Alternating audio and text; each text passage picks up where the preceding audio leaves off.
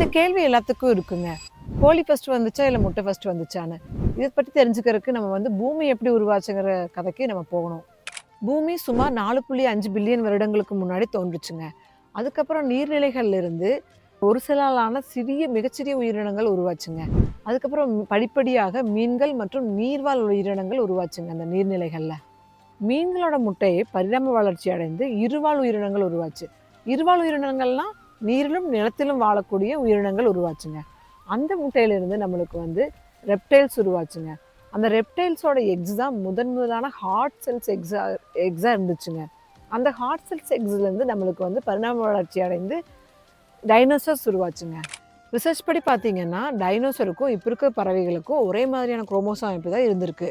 Dinosaur பரிணாம வளர்ச்சி அடைஞ்சது சுமார் 10,000 வருடங்களுக்கு முன்னாடி சிகப்பு காட்டுக்கோழி வந்துச்சுங்க. அந்த கோழியோட முட்டையிலிருந்து தான் நம்மளுக்கு இப்போ இருக்க கோழிகள் நம்மளுக்கு உருவாச்சு.